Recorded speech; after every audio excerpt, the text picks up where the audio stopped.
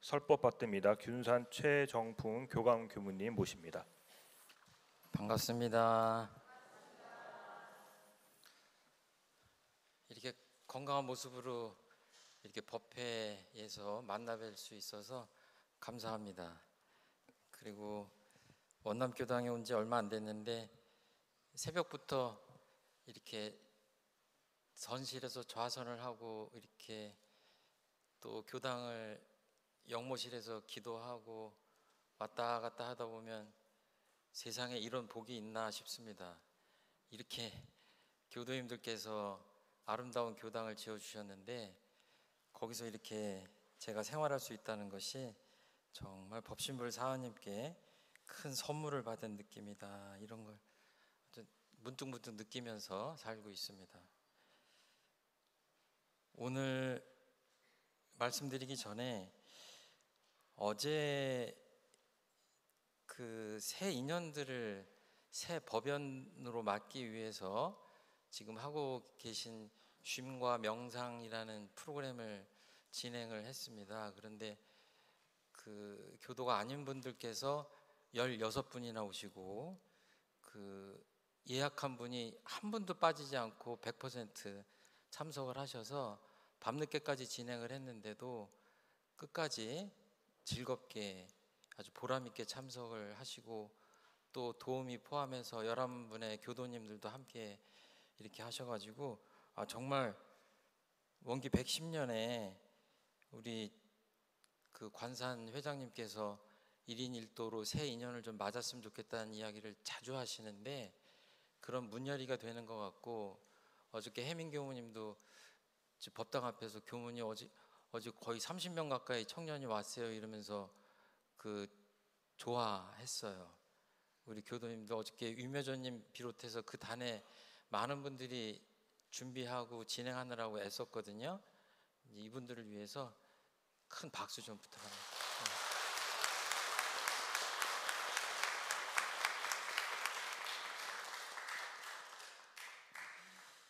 기억나시는지 모르겠는데 한 달 전에 보통급에 대해서 제가 말씀드렸습니다. 한 달에 한 번씩 제가 그 단계별로 올라가려고 하거든요. 오늘은 무슨 급이죠? 특신급입니다. 특별한 믿음을 뜻하는 급이에요. 방금 전에 읽으신 대로 보통급 10개를 일일이 실행하고 예비 특신급에 승급하여 특신급 10개를 받아 지키며 우리의 교리와 법규를 대강 이해하며 모든 사업이나 생각이나 신앙이나 정성이 다른 세상에 흐르지 않는 사람의 급이요. 간단합니다. 내용이 그 계문에 대한 내용을 빼면 길지 않습니다. 그렇지만 이 특신급 어느 급 하나 소홀하지 않아야 되겠지만 특신급도 참 마음에 새겨야 되고 명심해야 될 그런 내용들이다 이렇게 생각이 듭니다. 제가 그냥 들어가는 말씀으로 믿음에 대한 작은 예화를 몇 개 들겠습니다. 청소년 수련시설이 저기 진도에도 있었어요. 요즘은 운영 안 하는 것 같은데 위탁 기간이 끝나서 거기서 여름이면 물놀이 하느라고 카약을 많이 탔습니다. 잘 아는 지인과 카약을 탔는데 잘 뒤집혀요. 이렇게 옆으로. 카약은 그게 이제 재미기도 해요. 그래가지고 두 사람이 탔는데 카약이 뒤집어졌어요. 근데 거의 깊은 곳에서 타는 게 아니거든요. 별로 깊지 않아요. 그런데 아무튼 넘어져가지고 바닷물에 빠졌는데 상당히 깊은 느낌이 드는 거예요. 근데 저는 뭐 빠져봤자 얼마나 깊겠냐 그러고 그냥 빠졌더니 한참 이렇게 좀 내려가서 이 정도 되는 선에서 땅바닥에 발이 닿았어요. 그래서 이제 카약을 잡고 있는데 같이 탔던 지인이 카약을 잡고 물에 공포스러워가지고 카약을 이렇게 잡으니까 어때요? 다리는 잡고 앞으로 쏠리는 거예요. 그러니까 공중에 떠가지고 물속에서 아둥바둥하면서 곧 죽을 것처럼 비명을 지르는 거예요. 제가 옆에서 손 놔. 여기 내 키밖에 안 돼. 안 듣는 거예요, 그 얘기를. 들을 만한 사람이거든요, 내 얘기를. 내가 그 정도 얘기했으면은 나 봐, 괜찮아. 못 들어요. 막 공포스러워가지고 바로 옆에서 막 허부적허부적 하는 거예요. 가만 놔두면 곧 죽게 생겼어요. 그 사람이 사실은 정토회원이었는데 나를 전혀 안 믿더라고요. 결국 나중에 그 사람도 키가 크거든요. 제정신 차려가지고 이렇게 하니까 이 정도 되잖아요. 이거 별거 아니네. 믿음이 없는 삶이 꼭 그래요. 괜찮다니까. 빠져도 괜찮다니까 말을 안 들어요. 수영을 배울 때 코치들이 맨 처음에 가르치는 게 가만히 이렇게 물속에서 웅크리고 가만히 있는 거를 가르쳐요. 그럼 어때요? 물에 떠요. 그리고 해보신 분 계시겠지만 대자로 누워가지고 편안하게 누워있으면 어때요? 떠요. 그런데 물이 여기서 찰랑찰랑해요. 누워서 있으면. 송장 포즈라고 하는데, 내가 물에 뜬다는 믿음을 가지고 가만히 있으면 뜹니다. 가라앉지 않아요. 그런데 그 포즈를 많은 사람들이 못해요. 왜? 믿지 않으니까. 믿지 못하는 거예요. 동물 중에 수영을 가르치지 않아도 모든 동물들은 물에 빠져 죽지 않습니다.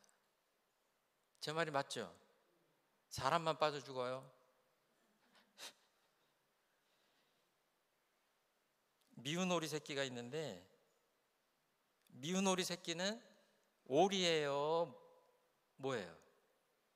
빨리 기억을 되감아 보세요. 어렸을 때 다 들은 얘기예요. 동화 속에. 백조예요. 오리들 틈에서 백조가 왕따를 당합니다. 그러니까 이 백조는 자신이 오리인 줄 알아요. 백조로 살아가야 되는데 오리로 살면서 고통을 받아요. 나중에 세월이 가니까 어때요? 백조예요. 색깔도 다르고 몸집도 다르고 하늘도 멀리 나를 수 있고. 믿음은 운명을 바꿉니다. 마태복음에 보면 12년 동안 병고에 시달리던 어떤 여자가 예수님이 한창 그 법력을 날리실 때, 그 이적도 보이시고 막 할 때 사람들을 확 몰고 다니잖아요. 사람들이 몰려들잖아요. 그때 뒤에서 혹시 예수님 옷자락을 만지면 내 병이 나을까 하는 생각으로 예수님 옷자락을 만집니다. 근데 예수님이 그걸 느끼시고 뒤를 돌아보세요. 그랬더니 그 여자가 옷깃을 잡은 거예요. 근데 그 즉시 그 오랜 병이 나았다고 해요. 많은 것들이 생략되어 있고 저희랑 좀 다른 종교기 때문에 그러긴 하지만, 예수님께서 뭐라고 하시냐면 내 믿음이 너를 낫게 하였다 라고 하세요. 내가 너를 낫게 한 게 아니라 네 믿음이 네 병을 낫게 했다, 이렇게 하세요. 우리는 소태산 대종사님 소태산 열애 주세불의 옷자락을 그 여인처럼 만지고 있는 것일까 자문해 봅니다. 대종사님 지금 안 계시잖아요, 그렇죠? 이 대종사님 법복자락을 어떻게 만져야 되겠습니까? 사실은 만지려고 하면 늘 만질 수 있죠. 그 여인이 예수님 옷자락을 만지듯이 우리도 간절하게 대종사님 옷자락을 만지는 심정으로 신앙하고 공부해야 되지 않을까. 그러면 엄청난 마음병도 단숨에 고칠 수 있고 엄청난 성취와 진급을 이룰 수 있지 않을까, 저는 그렇게 생각합니다. 특신급이 다 지나신 분들인 것 같아요, 여기 계신 분들이. 그렇죠? 오래 다니셔서. 제가 전국교당에서 11년 동안 개척교화를 할 때 이렇게 원남이나 종로나 이런 데로 오면 설교를 하다가 꼭 그 말씀을 드렸어요. 다른 거 말고 특신급 한 분만 훔쳐가고 싶습니다 그랬어요. 겨우 맨 처음에는 경종을 치면 뒤에 한 사람도 앉아있지 않을 때부터 시작해가지고 겨우 보통 그 몇 분이 계시는 세월을 살면서 마음속에 특신급 한 분만 계셔도 이 세월을 단축할 수 있지 않을까 하는 간절한 마음이 있었습니다. 대종사님께서 구인 제자들이랑 이 회상을 건설하실 때 항마비 출가위 열애위랑 하시지 않았다고 생각합니다. 물론 정산종사님 이런 분이 계셨지만 아주 간절한 믿음을 가진 구인 제자들과 이 회상을 만드신 게 아닌가 이렇게 생각하면 이 특신급이 참 중요하다. 특신급은 말 그대로 특별한 믿음이기 때문에 특신급이라고 했는데 왜 특신급이라고 했을까? 교존에는 자세하게 나오지 않았지만 저는 진리를 믿는 것 자체가 특별한 믿음이라고 생각합니다. 옛날 고승, 중국의 고승에게 아주 멀리서 고생해서 수행자가 찾아가서 묻습니다. 부처가 누구고 부처가 무엇입니까? 라고 물어요. 불교의 가장 핵심적인 질문이에요. 이제 수심결에 나오는 대목입니다. 그런데 그 고승이 말을 안 해요. 그러니까 얼마나 속이 타겠어요. 그렇죠? 좀 한마디 해주시면 좋은데 사정사정하니까 겨우 한마디 하시는데 뭐라고 하냐면 내가 지금 알려주려고 하는데 네가 믿지 않을 것 같아서 내가 얘기를 안 한다. 가슴이 조바심이 후끈더. 제가 반드시 듣겠습니다. 한마디만 일러주십시오. 그랬어요. 그 고승이 뭐라고 했냐면 네가 부처다.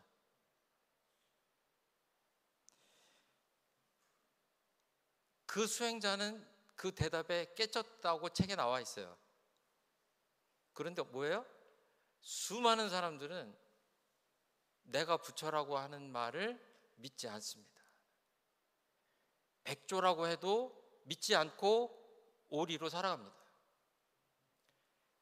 특별한 믿음이라는 것은 우리 곁에 있습니다. 늘 우리가 듣는 말이고 아는 말인데 정말 가슴 깊이 내가 부처인 것을 믿고 있느냐.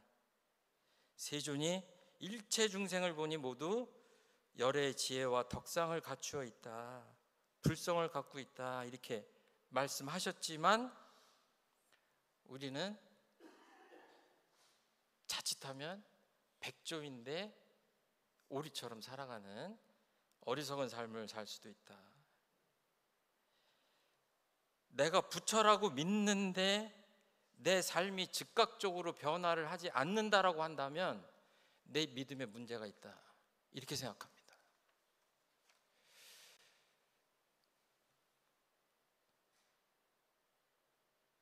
여태까지 내가 정말 가진 것 없는 거지라고 생각을 하고 살았는데 사실은 이 나라의 왕자였다고 깨닫는 순간 어때요? 삶이 바뀌겠어요? 안 바뀌겠어요? 바뀌죠. 주면 받고 받으면 주게 돼 있다. 호리도 틀림없는 인과의 이치를 수없이 듣지만 정말로 그렇게 믿느냐? 어때요? 주다 보면 아깝잖아요. 그렇죠? 믿지 못하는 거예요. 물에 뜨지 못하는 겁니다.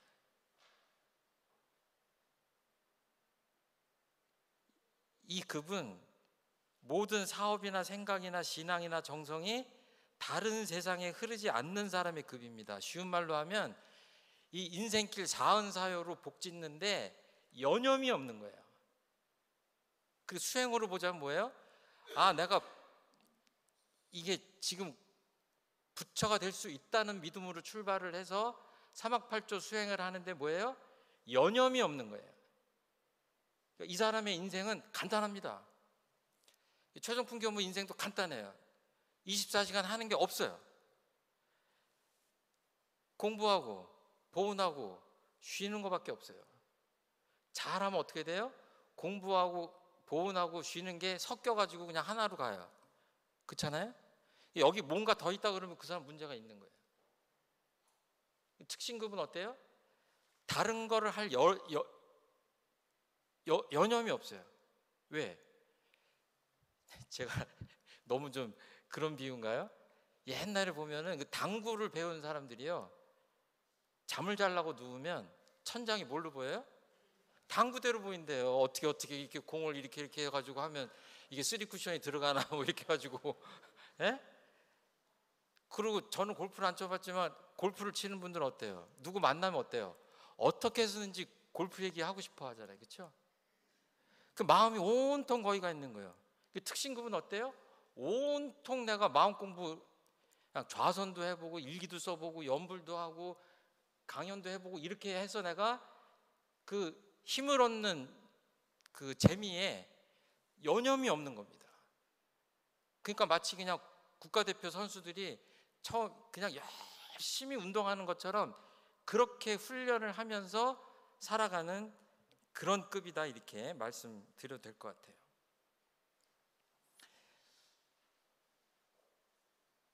도가의 공부는 원래 재질의 유무나 시일의 장단에 큰 관계가 있는 것이 아니라 누구나 신분의성만 지극하면 공부의 성취는 나를 기약하고 가히 얻을 수 있나니라.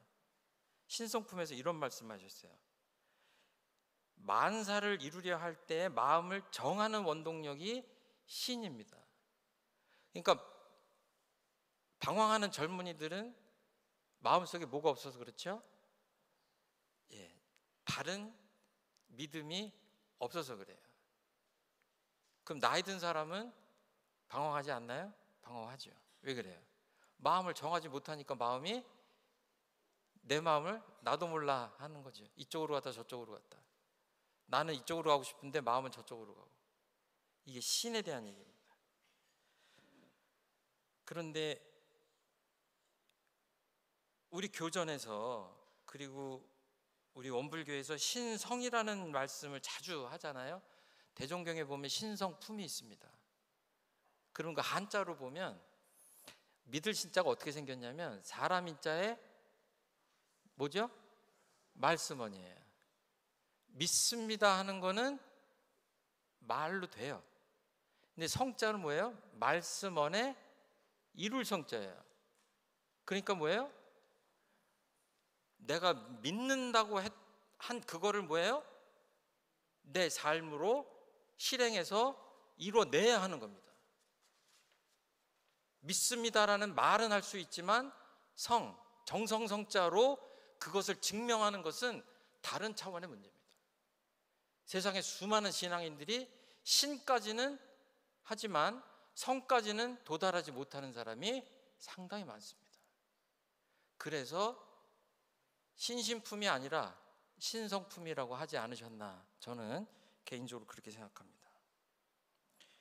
보통 사람들은 어떤 경계에 발심을 한 때에는 혹 대종사님 말씀입니다. 하늘을 뚫는 신심이 나는 듯하가도 시일이 좀 오래되면 그 신심이 깔아지는 수가 있으며, 또는 없던 권리가 있어진다든지 있던 권리가 없어진다든지, 불화하던 가정이 활락하게 되었다든지 활락하던 가정이 불화하게 되었다든지 하는 등의 변동이 생길 때에 그 신심이 또한 변동이 되는 수가 있나니, 이러한 경계를 당할수록 더욱 그 신심을 살펴서 역경을 돌려 능히 순경을 만들며, 순경이면 또한 간사하고 넘치는 데에 흐르지 않게 하는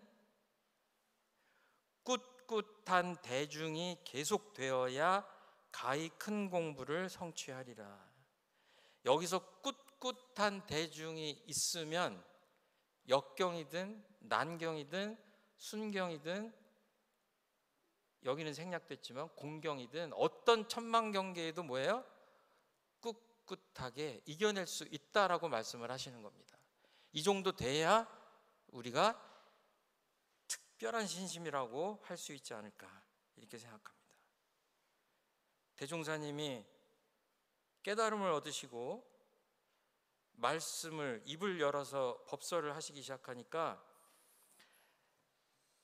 몇 달 만에 따라오는 사람들이 수십 명이었습니다.